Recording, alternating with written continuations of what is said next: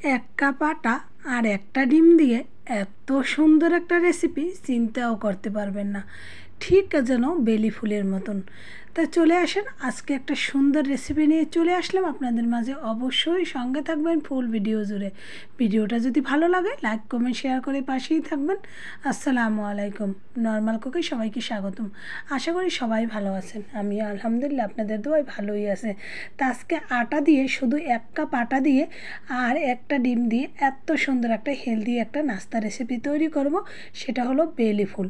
বেলি ফুলে পিঠার রেসিপি। তো অবশ্যই সঙ্গে থাকবেন ফুল ভিডিও জুড়ে।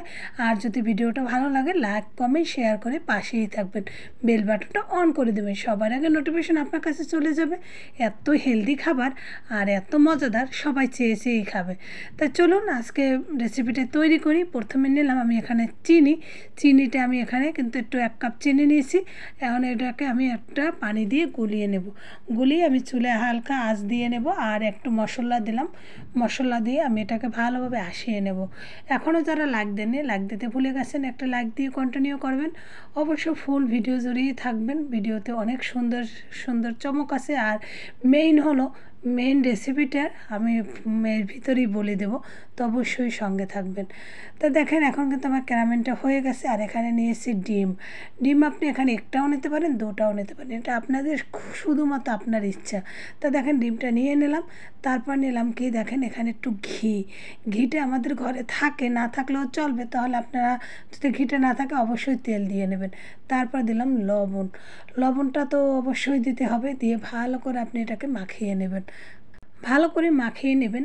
আর ফুল ভিডিওটা যদি না দেখেন, স্কিপ করে চলে যান, তাহলে আপনি কিন্তু মেন যে জিনিসটা সেটা থেকেই আপনি কিন্তু হবেন, নিজে কিন্তু এটা তৈরি করতে পারবেন না। তো অবশ্যই ফুল ভিডিও জুড়ে থাকবেন, আশা করি ফুল ভিডিও জুড়েই থাকবেন। তা দেখেন হয়ে গেছে, কিন্তু এটা আমার সুন্দরভাবেই কিন্তু ম্যারিনেট করা হয়ে গেছে। এবার দিয়ে দিলাম একটু দুধ।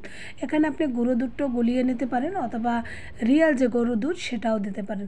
তা দুধটা অবশ্যই যে গরুর দুধ হলে একটু ঘন করে আসিয়ে নেবেন, জাল দিয়ে নেবেন। তা দেখেন এখন কিন্তু দেওয়া হয়ে গেছে, দিয়ে আমি কিন্তু আবার পুটিংয়ের নাখানি কিন্তু করে নেব। এবার আমি 1 কাপ আটা দিয়ে নিলাম। এখানে আপনাদের পরিমাণ মতো আপনারা নিয়ে নেবেন, আপনাদের যেরকম দরকার সেরকমই আপনারা নেবেন। আমি 2টা ডিমে যেটুকু প্রয়োজন ওইটুকুই নিয়েছি। আর এখানে কিন্তু একটু বেকিং পাউডার নিলাম, বেকিং সোডা বা বেকিং পাউডার যেটা বলেন সেটা নিয়ে নিলাম। খাবার সোডা দিলেও পারেন, এটাও হবে। তা দিয়ে আমি কিন্তু ভালোভাবে এটাকে কিন্তু মাখিয়ে একটা ডো আকার তৈরি করে নেব। আমার কিন্তু ডো আকার হয়ে গেছে। আমি কিছুক্ষণ সময় এটাকে ঢাকনা দিয়ে ঢেকে রাখবো। ঢেকে রেখে দেখেন পরবর্তীতে আমি যেটা করব, অবশ্যই ফুল ভিডিও জুড়ে থাকবেন। এবার আমি তুলে নিয়ে এটাকে কিন্তু গোল গোল দলা করে নেব। আমি যেরকম আটার রুটি করে সেরকমই কিন্তু আমি একটা রুটি তৈরি করে নেব। অবশ্যই আপনি রুটিটা বড় সাইজও করতে পারেন, ছোট সাইজ না করলেও হবে। করার পর আমি এটাকে এখন একটা কাটারের সাহায্যে গোল গোল করে কেটে নেব। এটা ডিজাইনটা আপনার নির্ভর করবে আপনার উপর, আপনি গোলও করতে পারেন, একটু খাস কাটা হলে ভালো হয়। এবার উপর থেকে একটু আটা দিয়ে ছিটিয়ে দিয়ে আমি সবগুলো একটার উপর একটা, 2-3টে আমি একটার উপর একটা দিয়ে দেব। তা দেখেন একটুখানি পানি দিয়ে নেবেন অবশ্যই, দিয়ে আপনি উপরে আর একটা দিয়ে নেবেন। এভাবে আপনি 3টা স্তর বা 4টা স্তর দিতে পারেন। 4টা স্তর দিলেই ভালো হয়, 3টা দিলেও চলবে। তা দিয়ে আপনি প্রত্যেকটা এরকম আলাদা করে রেখে দেন। এতটা সহজ আর এতটা সুন্দর, দুনিয়ার সবচেয়ে সহজ একটা রেসিপি, যেটা যে কেউ বানাতে পারে, এমনকি ছোটো বড় বাচ্চারাও তৈরি করতে পারবে। এতটা সুন্দর আর এতটা সহজ। তা দেখেন এখন কিন্তু হয়ে গেছে। এবার তেলে ভাজার জন্য চলে যাব। তেলের উপর আমি দিয়ে নিলাম। আর অবশ্যই এরকম একটা উঠির ডাঁট রাখবেন, উঠির ডাঁট হলে ভালো হয়। মাঝখান দিয়ে চেপে ধরবেন, চেপে ধরে তেলের উপর ভাজবেন। অবশ্যই একটা একটা করেই ভাজতে হবে, একটা একটা করে একটু ফুলে ওঠার পর আবার আর একটা দেবেন। তেল উঠির ডাঁট না হলে কিন্তু হবে না, বা একটা লাঠি যে কোনো একটা কিছু দিলেই হবে, বা চটার নিচটা গোল অংশটা সেটা দিলেও হবে। একটা গোল অংশ দিয়ে এরকম চেপে ধরবেন, কিন্তু ধরার পর কিন্তু ফুলের নয়, সুন্দর ফুলে উঠবে। দেখেন কি সুন্দর ফুলে উঠছে। এরকম এক এক করে আমি কয়টা এরকম ভেজে নেব। তো অবশ্য যারা এখনও লাইক দেননি একটা লাইক দেবেন। আর এই রেসিপিটা আপনাদের কাছে কেমন হলো অবশ্যই কমেন্ট করে জানাবেন। দেখছেন একটা বেলি ফুলের মতনই ফুটে গেছে, আর এতটা সুন্দর আর এতটা ইয়ামি, কি আর বলবো, হাতে নিলে মুসমুস করে ভেঙে যাবে, এতটা সুন্দর হয়েছে আর মুখে দেওয়ার সঙ্গে সঙ্গে মিলিয়ে যাবে। তা দেখেন এখন কিন্তু আমার কিন্তু এটা কিন্তু হয়ে গেল। আমি একটা একটা করে সবগুলো এরকম করে ভেজে নেব। অবশ্যই চুলার আঁচটা আপনি হালকা আঁচে রাখবেন, হালকা আঁচে না রাখলে কিন্তু হবে না। বেশি আঁচ দিলে কিন্তু আপনি একটা একটা করতে গেলে কিন্তু পুড়ে যাবে, অবশ্যই আঁচটা কমিয়ে নেবেন। দেখেন আমার কিন্তু আঁচটা কমানো, যখনই আপনি লাঠি দিয়ে ওটা চেপে ধরবেন তখন কিন্তু ফুলে উঠবে। এক এক করে কয়টা বানিয়ে নিলাম, এভাবে আমি সবগুলো তৈরি করে নেব।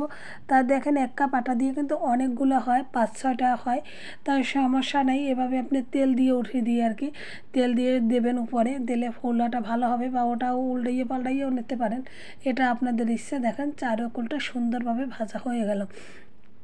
এখনও লাইক দিতে ভুলে গেলে আবারও বললাম একটা লাইক দিয়ে নেবেন। তা দেখেন রেসিপিটা কিন্তু খুবই সুন্দর হয়ে গেল। এখনও বলবেন যে হয়ে গেছে তা চলে যাই, না, এখনও সুন্দর জিনিস, মেন জিনিসটাই রয়ে গেছে।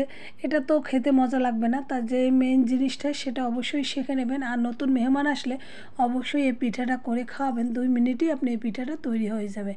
যে কেউ আপনার প্রশংসা করবে এটা নিশ্চিত করে বলতে পারি, আর চেয়ে চেয়ে পিঠাটা খাবে। আর খুবই ইয়ামি আর মজাদার। আর বাচ্চাদের তো কী আর বলবো, বাচ্চাদের টিফিনে আপনি পিঠাটা তৈরি করে দিতে পারেন, এমনকি বাচ্চাদের বিকেলের নাস্তা হিসেবেও এটা তৈরি করতে পারেন, সকালের নাস্তা হিসেবেও দিতে পারেন। বাচ্চারা তো খুব মজা করেই খাবে। আর এই রেসিপিটা তো বাচ্চাদের খুবই পছন্দের, দেখতেও যেমন সুন্দর, খেতেও অসাধারণ, কী আর বলবো। তা দেখেন আমার ভাজা হয়ে গেছে, এবার আমি তুলে নেব, তুলে আমি কিন্তু এটাকে সেঁকে নেব।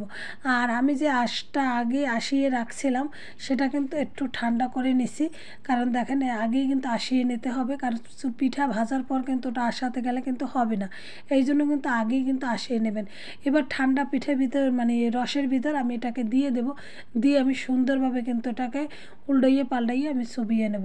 উপরে থেকে একটু রস উপরে দিলেও হবে।